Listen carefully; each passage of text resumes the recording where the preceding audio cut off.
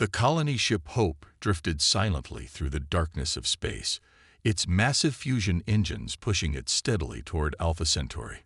Captain Robert stood at the main viewport, his weathered face reflecting off the reinforced glass as he watched the distant stars. After 6 months of travel, they were halfway to humanity's first interstellar colony. The ship carried 10,000 sleeping colonists, each dreaming of a new world and a fresh start. Their dreams, however, were about to be interrupted by an unexpected visitor. "Captain, we're picking up something strange on our long-range scanners," said Mike, the young sensor operator. His fingers moved quickly across the control panel as he tried to make sense of the readings. "It's big, and it's moving faster than anything we've ever seen." Robert walked over to the sensor station, his magnetic boots clicking against the metal floor. The object was approaching them at speeds that shouldn't be possible according to their understanding of physics. "Wake up our science team," he ordered, "and bring the defensive systems online." Before the science team could reach the bridge, a massive ship appeared beside them. It seemed to step out of nowhere, its sleek purple hull gleaming in the starlight. The alien vessel was at least 3 times the size of the Hope, and its surface showed no visible engines or weapons, just smooth, perfect curves that seemed to ignore the basic rules of spacecraft design. "Sir, they're scanning us," Mike reported, his voice shaking. "Our systems can barely understand their technology. It's like trying to compare a stone axe to a laser beam." A voice filled the bridge, speaking perfect English with an odd musical tone. "Primitive vessel Hope. This is Enforcer Ship 147 of the Galactic Council. Your presence in regulated space has been noted. Prepare for inspection." Robert straightened his uniform. This was humanity's first contact with alien life, and it wasn't going at all like the countless drills and simulations they had run. "This is Captain Robert of the Earth colony ship Hope. We come in peace and welcome peaceful contact with your civilization."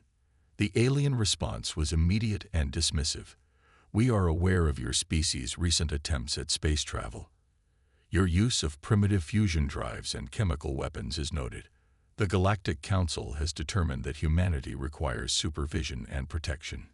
You will be given the honor of becoming a protectorate species." "Protectorate?" Robert's face hardened. "With all due respect, Earth is a sovereign world. We're not looking for supervision." The alien voice became colder. "Your species has barely mastered basic spaceflight. Your weapons are primitive projectiles and crude nuclear devices. The Council has spoken. You have 30 Earth days to prepare your world for integration. Resistance would be unwise." "And if we refuse?" Robert asked, though he already knew the answer. "Then your species will be integrated by force, for your own protection, of course. We have observed your broadcasts. Your people waste time fighting among themselves over resources and territory. The Council will bring order to your chaos." Robert clenched his fists. If these aliens had been watching Earth's broadcasts, they had only seen what humanity wanted them to see.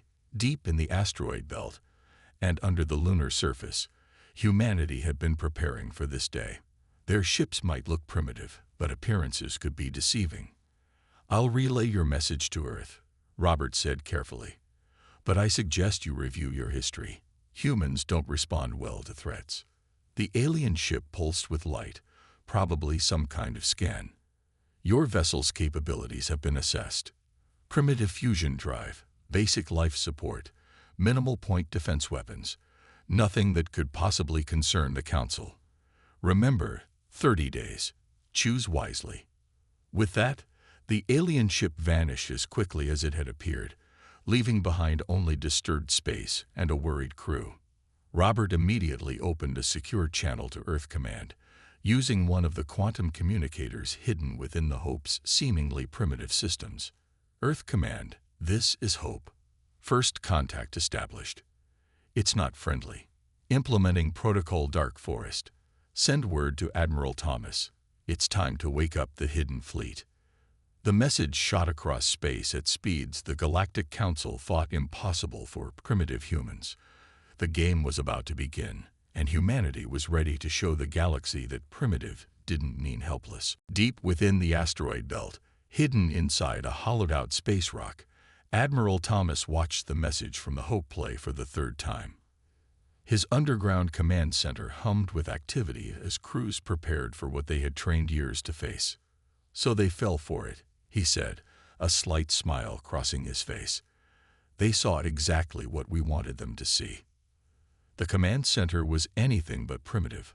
Holographic displays showed the positions of 300 ships hidden throughout the solar system. Some lay dormant in the ice rings of Saturn, others waited in the dark craters of the Moon, and more floated silently in the asteroid belt. Each ship looked simple and basic from the outside, a deliberate design choice. "Status report," Thomas called out to his crew. "All ships reporting ready, sir," replied Officer Mark from his station. "The outer hull plating is working perfectly. Their scans only detected the primitive systems we wanted them to see. They have no idea about the tech hidden underneath." Thomas nodded. Humanity had spent 20 years preparing for this moment. While the world watched cat videos and argued about politics on social media, the best minds on Earth had worked in secret to build this fleet.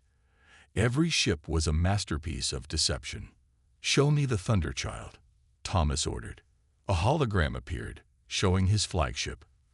From the outside, it looked like a basic fusion-powered warship. Clunky engines, simple armor plating, and obvious weapon ports made it appear primitive, but looks were deceiving.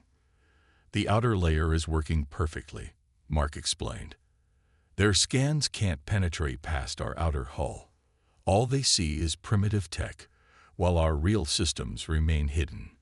Under that simple exterior lay humanity's greatest achievements: quantum computers that could process information faster than any alien eye, gravity manipulation systems that could turn asteroids into weapons, stealth systems that bent light itself around their ships. "What about the weapons?" Thomas asked. "All hidden, sir. They think we only have basic railguns and nuclear missiles." Mark pulled up another display. "They can't detect the plasma cannons or the quantum torpedoes, and they definitely don't know about the black hole generators." Thomas walked to the main viewport, looking out at the asteroid field.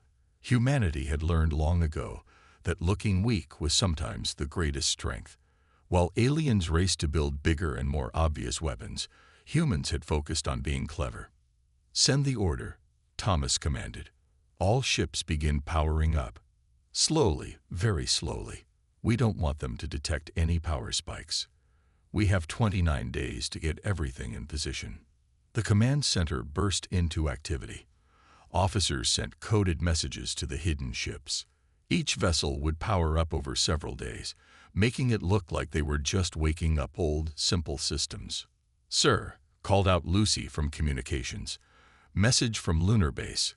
The mining ships are in position." Thomas smiled again. Those mining ships were actually carriers, filled with thousands of small fighter craft. The aliens would expect simple mining lasers, not the swarms of advanced combat drones hidden inside. "Remember, everyone," Thomas addressed his crew, "we only get one chance at surprising them. They think we're primitive, and that's our greatest weapon. The moment they realize what we really have, we lose our advantage." He looked at the countdown timer on the main screen. 29 days, 14 hours until the aliens returned. Just enough time to set up humanity's greatest magic trick.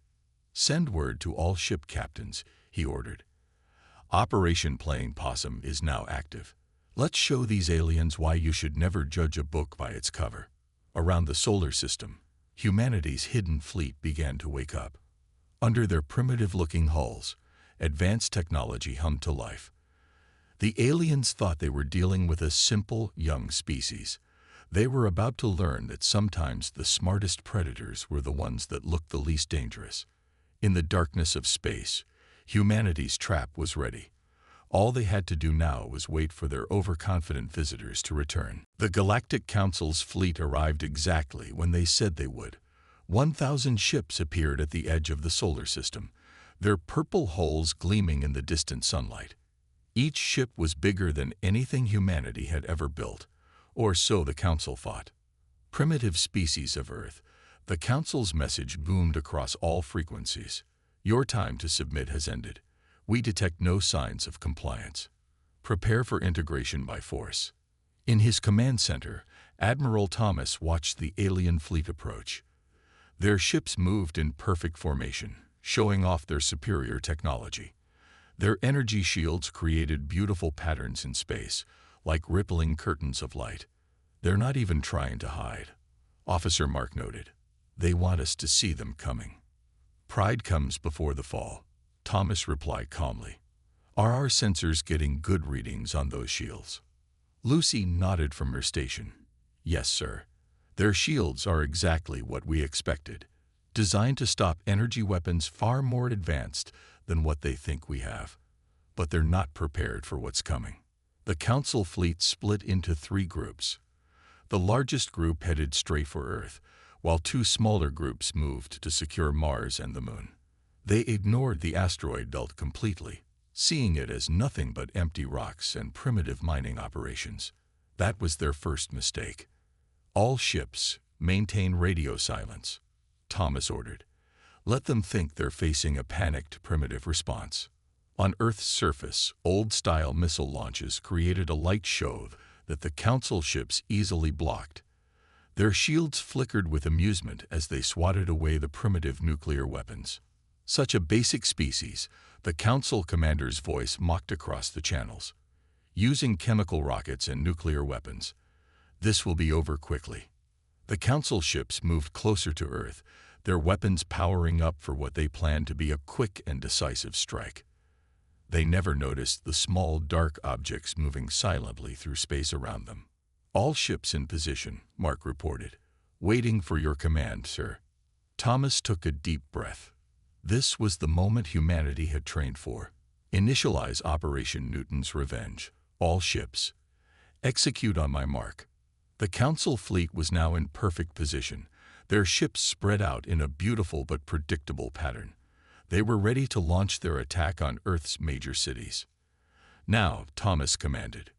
Across the solar system, humanity's hidden fleet sprang its trap. From the asteroid belt, hundreds of simple-looking metal rods were launched. The Council's sensors detected them but dismissed them as primitive kinetic weapons. That was their second mistake. These weren't simple metal rods. Each one contained a quantum guidance system and microgravity generators. As they approached the Council fleet, they accelerated to speeds that the aliens thought impossible for primitive technology. The first rod hit a Council ship's shield at 99% the speed of light. The shield, designed to stop energy weapons, had no defense against simple physics. The kinetic energy turned the rod into plasma, punching through the shield like it wasn't there. Impossible. The Council commander's voice showed fear for the first time. Their weapons are too primitive, too. More rods struck more ships. The Council fleet's perfect formation broke apart as they tried to dodge weapons they had dismissed as harmless. Their shields, their pride and joy, meant nothing against humanity's primitive attack. Launch Phase 2, Thomas ordered. From the dark side of the moon, hundreds of small ships appeared. The Council sensors registered them as simple mining vessels. But these ships carried humanity's secret weapon. Swarms of self-replicating nanites that could eat through alien hull material like acid through paper. The Council's first strike was quickly turning into a disaster. Their mighty fleet, which had expected to find easy prey, instead found itself caught in a carefully planned trap. In his command center, Thomas allowed himself a small smile. Let's show them what else this primitive species can do. The battle for Earth had begun, and humanity was just getting started. Commander Jane watched from the bridge of her ship, the Trickster, as Jupiter's massive form filled her viewport. Her fleet of 50 ships waited silently in the gas giant's powerful magnetic field, hidden from the Council's advanced sensors. The giant red storm on Jupiter's surface raged below them, a perfect backdrop for what was about to happen. Council reinforcements approaching, her sensor officer whispered, as if the aliens might hear them through space. 2,000 ships this time. They're angry about losing their first fleet. Jane smiled. The Council had taken the bait, following her retreating ships all the way to Jupiter. They thought they had found the humans' backup fleet hiding behind the solar system's largest planet. They were partly right, but mostly wrong. Status of the magnetic field disruptors, she asked. All in place, Commander. The Council ships won't be able to tell our signals from Jupiter's natural magnetic chaos. We're practically invisible. The Council fleet appeared in a flash of purple light, their ships arranged in an attack formation. They had learned something from their first defeat. This time, their ships were spread out, making them harder targets for kinetic weapons. Arrogant humans. The Council commander's voice boomed through space. Did you think Jupiter could hide you? Our sensors can detect primitive fusion drives from light years away. Jane pressed a button on her command chair, sending a simple response. Who said anything about hiding? That's when she sprang the trap. Release the probes, she ordered. From her 50 ships, 10,000 small objects launched simultaneously. To the Council's sensors, they looked like simple sensor probes, the kind of primitive technology they'd expect from humans.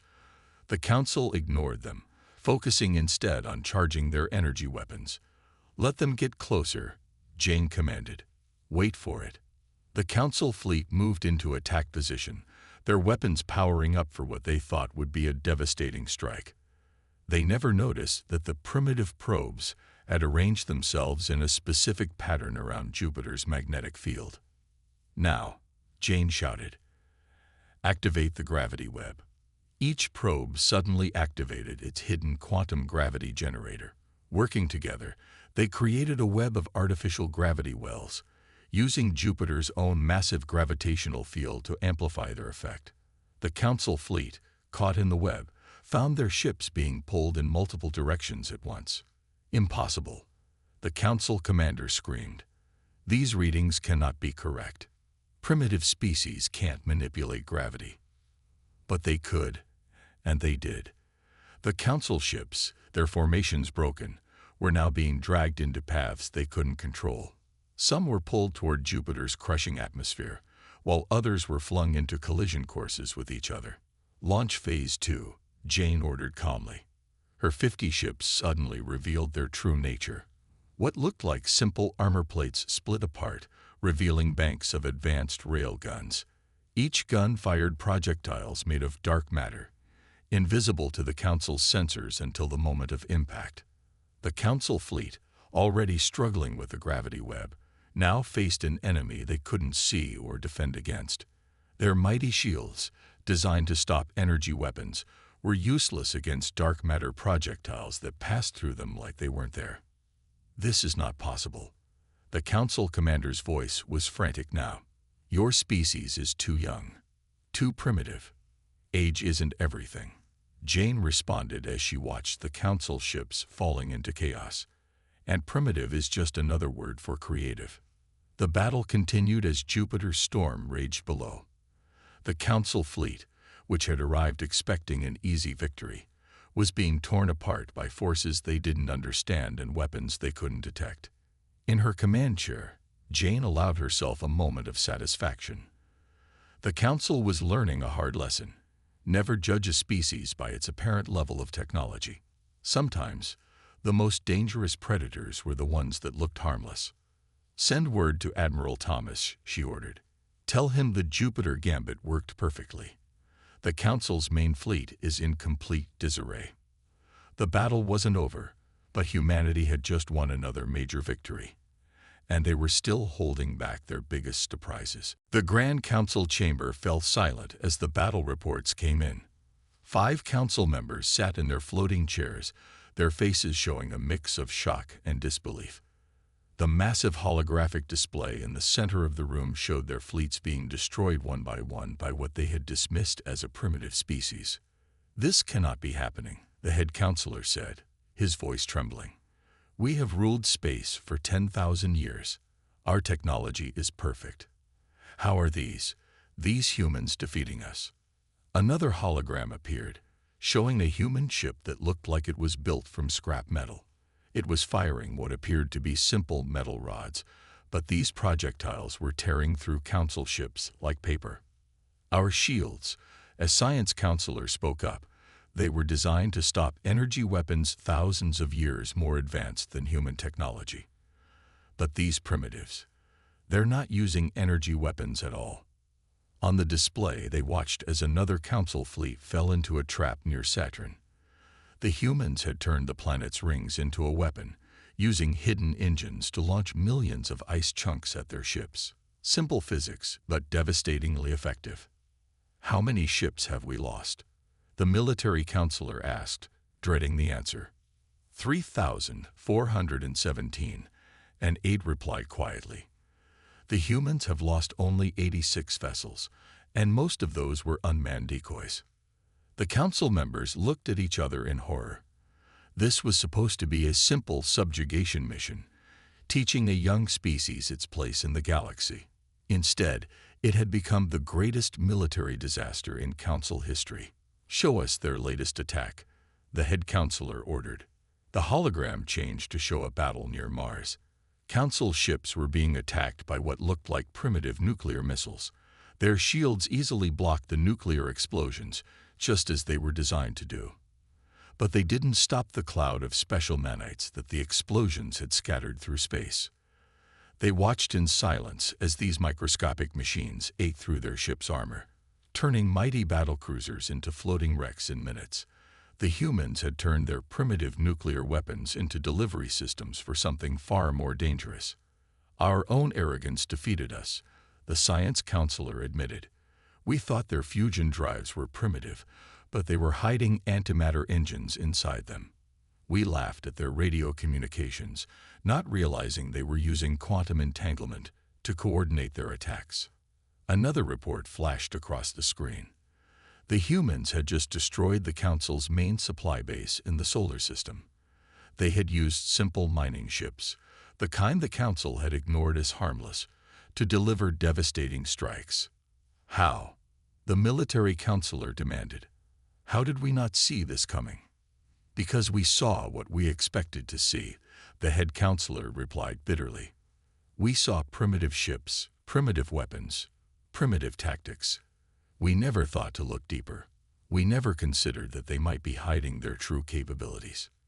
The Chamber's AI spoke up with another update. "Human forces have now destroyed 78% of our invasion fleet. They are using weapons and tactics that do not exist in any Council database. Our predictive systems cannot anticipate their next move." The Council members watched as another of their fleets fell into a human trap, this time near Mercury. The humans had somehow turned the star's own solar flares into weapons, using them to fry Council ships' sensitive electronics. "We must," the head counselor paused, the words painful to say. "We must contact Earth. Open negotiations, before we lose everything."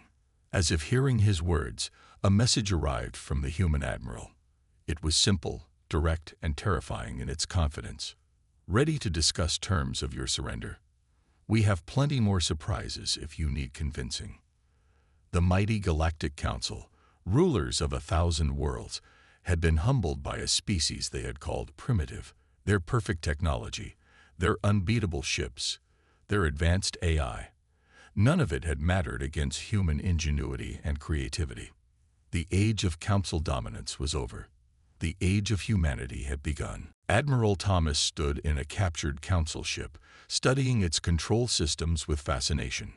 Around him, human engineers were taking everything apart, learning, adapting, and already improving the alien technology.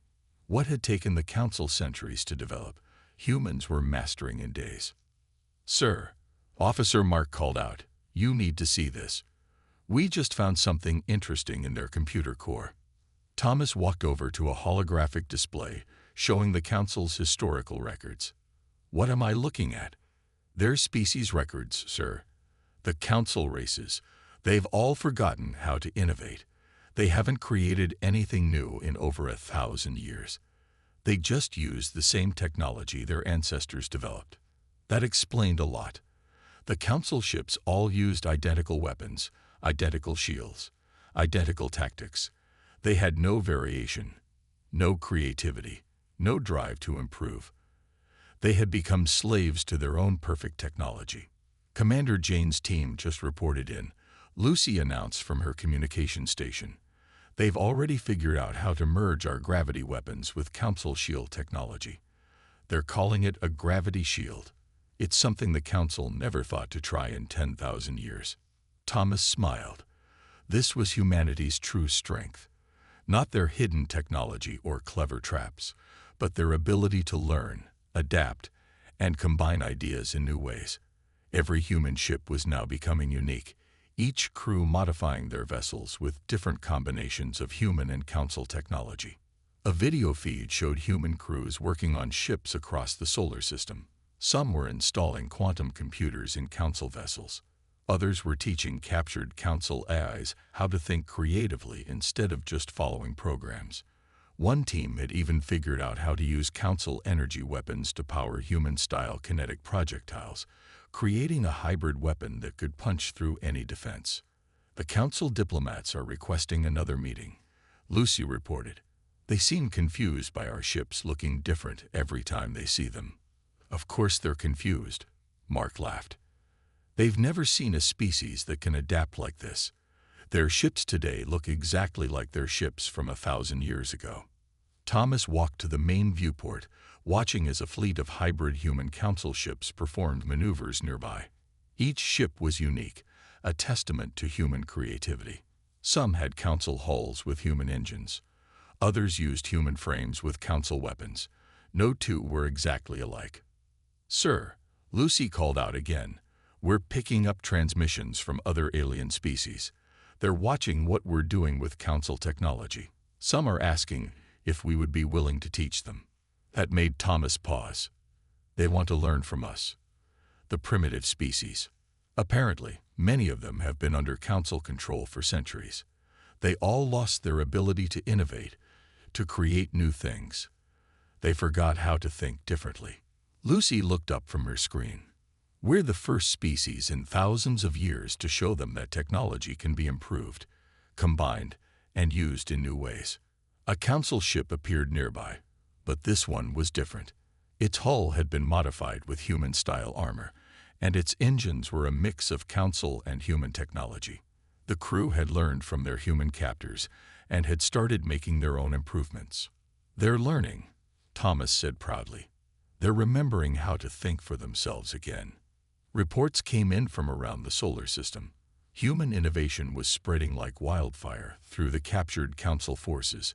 Ships were being modified, weapons were being combined in new ways, and alien crews were beginning to experiment with their own ideas for the first time in centuries. "Send word to Earth," Thomas ordered. "Tell them the real victory wasn't beating the Council's technology. It was teaching them how to think differently again." Humanity hadn't just won a war. They had sparked a revolution in how species across the galaxy thought about technology and progress. The age of stagnation was over, replaced by an era of innovation and creativity. And it all started because the Council had underestimated a primitive species. 1 year after the war, the Galactic Council chamber looked very different. The once perfect purple walls now showed a mix of styles from dozens of species. The floating chairs had been replaced by a simple round table where everyone sat as equals. And for the first time in 10,000 years, a new species sat at that table: humans. Admiral Thomas represented Earth at the Council meeting, wearing his simple blue uniform among the elaborate robes of the alien Council members. The changes in the room reflected the bigger changes happening across the galaxy. The human teaching program has spread to 50 more worlds, the former head counselor reported, reading from a holographic display. "Their method of creative thinking is transforming our society in ways we never expected." Thomas nodded. After the war, humanity had offered to share not their technology, but their way of thinking. They taught other species how to experiment, how to combine different ideas, and most importantly, how to think for themselves again. "Show us the progress report," another Council member requested. The center of the table lit up with images from across the galaxy. A species that had been stuck using the same farming technology for centuries had combined council energy systems with human agricultural methods, doubling their food production. Another race had taken inspiration from human ships and started building their own unique vessels instead of copying council designs. "The galaxy is changing," Thomas said, looking at the images. "And this time, everyone gets to be part of that change." The biggest surprise had been how quickly the council races themselves had adapted once they remembered how to innovate. Their 1,000 years of scientific knowledge, combined with newly awakened creativity, was leading to discoveries that nobody had thought possible. "We have a request from the Education Council," Lucy announced. She now served as Earth's chief diplomat. "They want to know if Earth would consider hosting the first Galactic Innovation Academy. They say our planet's history of rapid technological development makes it the perfect learning environment." Thomas smiled at that. Earth, the primitive world that the Council had tried to conquer, was now being asked to teach the galaxy how to think differently. The irony wasn't lost on anyone in the room. "There's more," Lucy continued. "The younger Council races are calling this the Human Renaissance. They say we didn't just beat the Council. We freed them from thousands of years of mental stagnation." Around the table, Council members nodded in agreement. The defeat of their fleets had been humbling, but what came after had been enlightening. Humanity had shown them that true advancement wasn't about having the most powerful technology. It was about having the creativity to use that technology in new and unexpected ways. "We have a saying on Earth," Thomas told the Council. "The more you know, the more you realize how much you don't know. That's what keeps us curious, keeps us trying new things. We never assume we've reached the peak of development." The newly formed academy would teach this philosophy to species across the galaxy. Students would learn not just how to use technology, but how to question it, improve it, and combine it in ways nobody had thought of before. "The reports from the frontier sectors are most interesting," an alien member added. "Species that never worked together are now collaborating on new projects. They're combining their unique perspectives to solve problems that none of them could solve alone." Thomas stood and walked to the chamber's main window. The Earth was visible in the distance, looking small but significant among the stars. The war had changed everything, but not in the way anyone had expected.